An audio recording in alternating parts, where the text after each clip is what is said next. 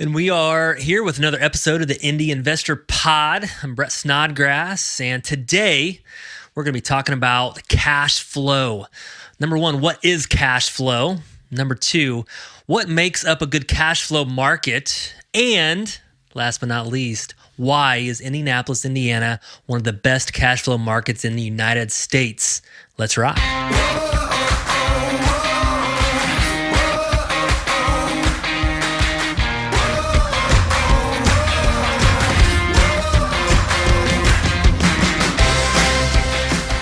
And welcome back to another episode of the Indy Investor Pod. Like I said, I'm Brett Snodgrass, and here with Brian Snyder. What's going on, Brian? What is going on, man? I'm just super excited to talk about cash flow today. So always excited to talk about that. I love cash flow. I like to eat cash flow for breakfast. We should make Cheerios cash flow Cheerios or something. I'm just kidding. I like it. So, but I think it's just great. I think it's a great topic for the Indy Investor Pod to just kind of talk about as we get into this today. Indy is just such a great cash flow city.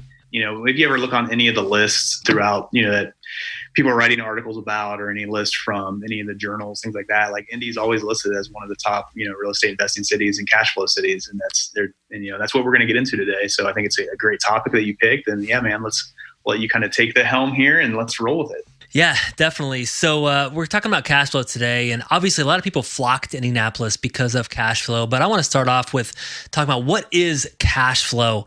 So this is just a term that's used in businesses throughout, and I was Googling and looking up on Wikipedia what is cash flow, and basically it says that cash flow is the money that is moving or flowing in and out of your business in each month. And so us at the Simple Wholesaling team or Simple-REI team, we have cash flow. Money comes in, money goes out, but real estate is the passive cash flow. So Brian, when I say passive cash flow, what does that mean to you, and how does that pertain to real estate in Indy? That means I just sit back and watch my bank account in my mailbox. That's what it's all about. It's just coming in. No, it's just that so you have the active cash flow and you have the passive cash flow. And that's why a lot of people get into real estate investing, is that passive cash flow. It's where you can literally, make that investment and maybe do the work on the front end, but where in the long run, you basically just have that money that is being wired into your account, or that money that is coming into your mailbox, or whatever it is at the beginning of the month or end of the month, whatever happens. But that's that passive cash flow that gets everybody excited, that gets everybody super happy about, and that's why people are succeeding in real estate. So that passive cash flow, where you literally you might have to, kind of move and do some work in the beginning, and then you can kind of take care of it. Or there's also just different ways that you can just do it passively aside. If you don't want to necessarily do that work from the beginning, there's always people that do want to do that work for you and stuff too. You have to pay a little bit more for it, but there's all tons of ways to basically just gain that passive cash flow here in real estate and in Indianapolis. Yeah, definitely. So great book recommendation, Rich Dad Poor Dad. He talks about cash flow, the cash flow quadrant, and just a great book in any market. That's just like the Bible of real estate. So check that out. It's funny how many on our other podcasts, we have over 200 episodes on that one, but it's so funny of how many people, like, when they talk about their journey and what's going on with it, like that's always the book that gets referenced and stuff. So yeah, if you haven't read it, I'm sure most of you have. If you haven't, you got to. So. Definitely. Awesome. So that is basically cash flow. Passive cash flow is money flowing in and out passively, where it could show up in your mailbox. And that's the goal in real estate is to passively make that money. But now let's really just dive into markets. And there's certain markets around the United States or the world that are better for cash flow. And we'll talk about Indianapolis in a second, but a lot of the cities in the Midwest especially are good cash flow markets. If you go out west in some of the sand states, San Diego, San Francisco, Arizona, probably, right? And that's a state, but Phoenix, some of those other cities, they might not be cash flow markets because the prices are too high. So I really want to talk about what makes up a good cash flow market and what to look for. So, Brian, why don't you kick us off with what you think? What's the first thing when you think about this really helps with a cash flow market? Yeah, the big thing is it's just the affordability. So can you afford the house, and will it provide you with, the monthly payments coming in to basically just make up that cost that you pay for the house in, a certain amount of time, to where you're ahead, whether it's just on your payments each month, even if you carry a mortgage on it, like is your rental payment above that or whatever it may be, or just will that renter rental payment, just basically pay it off in the next, couple of years or whatever that may be. So in Indianapolis, it has affordable houses. And that's the big thing behind it. It has rents that may look low compared to some other cities and states and stuff like that. But when the houses are that affordable, the rent makes sense, and you can definitely cash flow very easily in Indianapolis. And it's about finding that opportunity. So, and I know a lot of people, they kind of, you throw out there and you can research if you need to, but like the 1% rule or the 1.5% or 2% rule, whatever you want to call it, whatever kind of neighborhood you want to be in, it's attainable in Indianapolis. That's kind of what that rule just fits in with Indianapolis and what you can do. So it all comes to that affordability and what you can do with it and being able to get the rental rates that you need to. Yeah, definitely. Indianapolis is a very affordable place to live. I was talking to a gentleman today how he had a very affordable place of upstate New York, and his average was, maybe $220,000.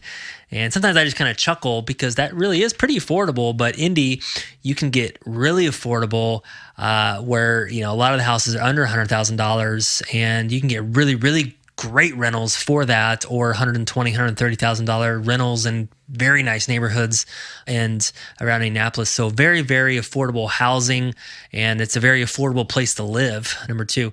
So another one is really just the population growth. And if I was looking for a good cash flow market, you don't want a declining population where people are leaving the city for some reason.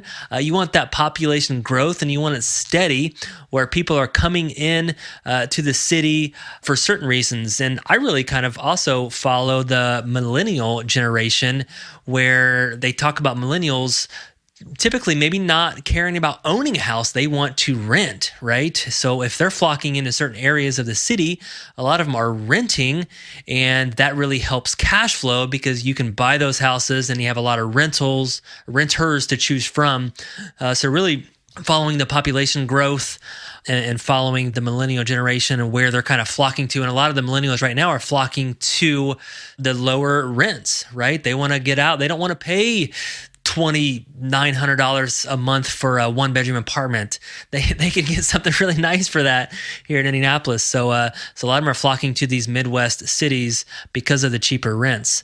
So yeah, let's just talk about that real quick with like the millennials. That's what you kind of got to look at with a lot of these cities, and why cash flow is so great in Indianapolis. So there are a lot of millennials here, and it is the same way throughout the Midwest, but to talk about Indianapolis in particular, that generation of the millennials, they are seeing a debt from whether it's college debt or credit card debt or anything. They have a debt unlike anybody else in the generations that came before them. So a lot of times they can't afford to get a mortgage. They can't afford to live out in the suburbs or, have a high priced property. A lot of times they need to rent. And that's why, cities like Indianapolis that have the affordability of nice neighborhoods and good areas and stuff like that, where a millennial wants to be in, they can still rent there, even if they cannot buy and stuff like that. So that's why Indianapolis it really speaks for a lot of people of being a cash flow city as well. There are a lot of people that need to rent and want to rent.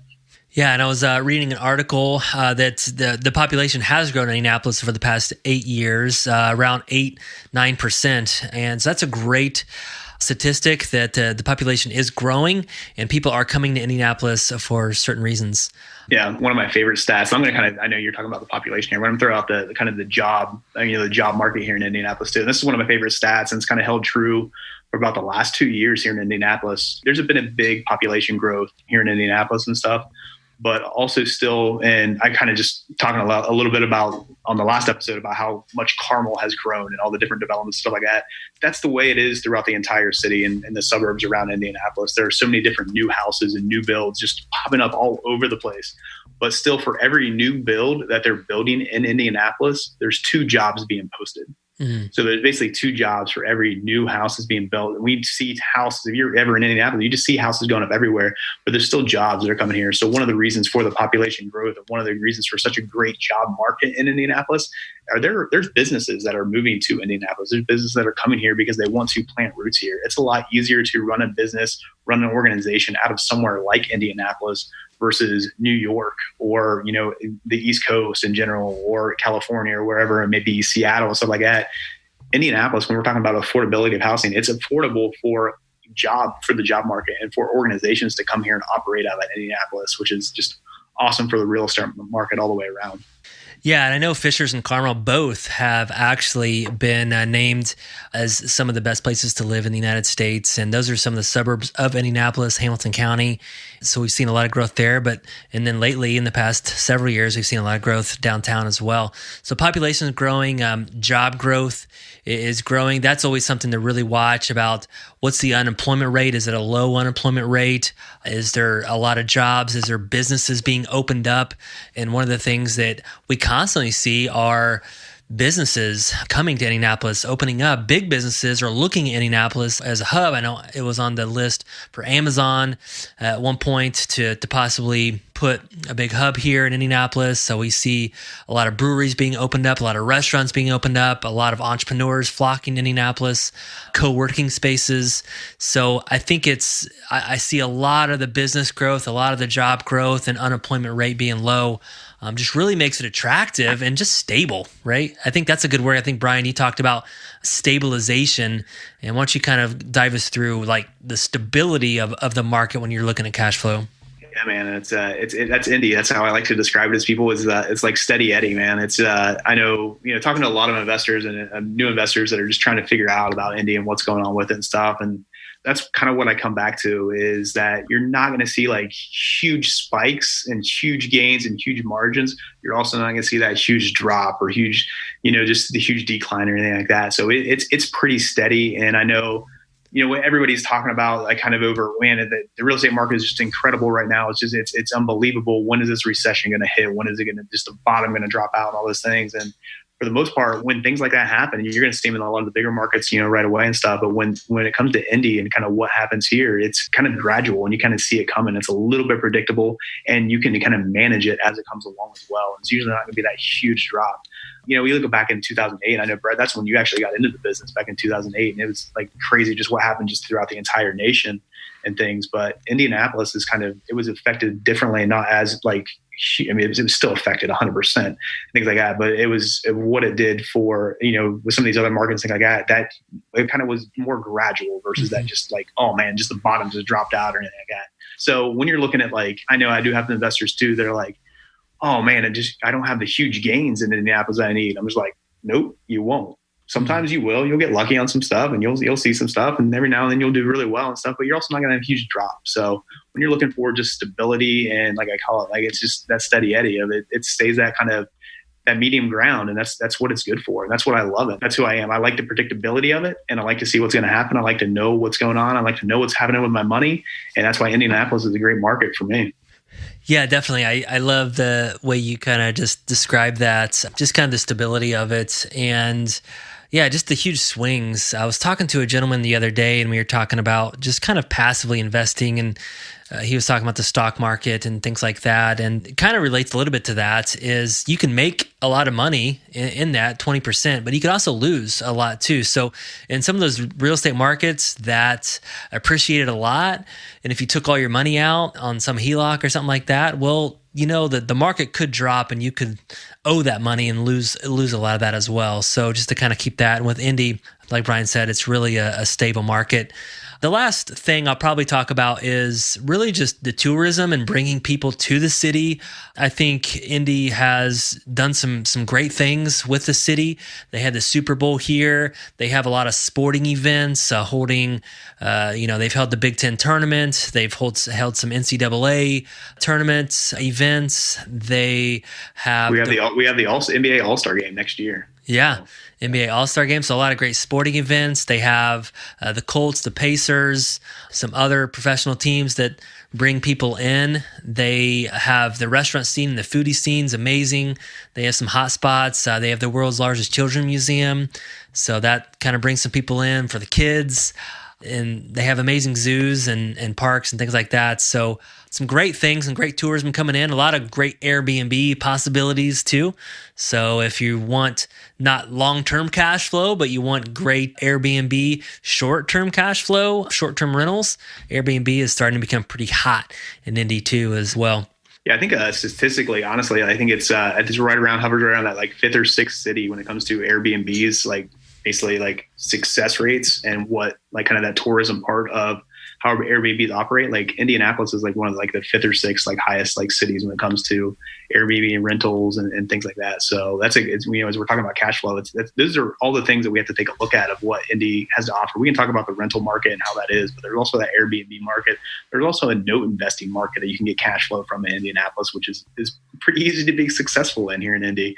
So there's a ton of different ways that you can cash flow, and ton of different ways that Indy can help you be successful. But you know, get back to what Brett was saying, like the tourism of it is people are traveling to Indianapolis, and I'm an outsider, and I lived in Columbus, Ohio. That's where I grew up. I was like, man, I knew that the Indy had the, you know, Indianapolis 500 and stuff. I never realized how big it was until I moved out here and things.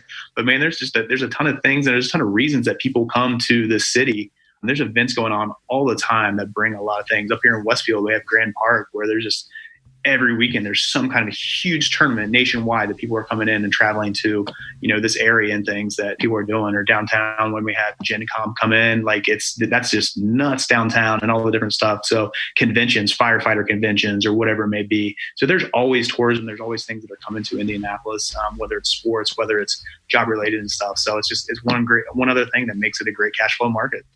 Yeah, thanks, Brian. And so that is basically pretty much, I think we talked about everything about what we think makes up a great cash flow market. Indianapolis is definitely on many, many lists when it comes to the top cash flow markets in the nation, among some other the Midwest cities. I would just say, if you haven't looked at Indianapolis, give it a shot, give it a chance. We'd love to chat with you about that, but I think it's done very well for us and a lot of my friends. It's done very well as well. But that kind of wraps up. But Brian, any last final thoughts before we wrap up today's pod? Just kind of about cash flow in Indianapolis in general.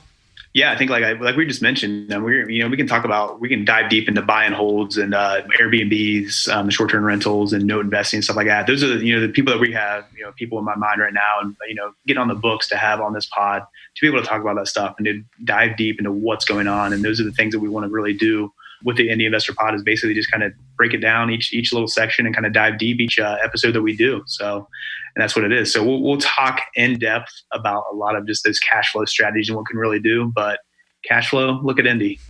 Sounds good. We'll see you guys next time.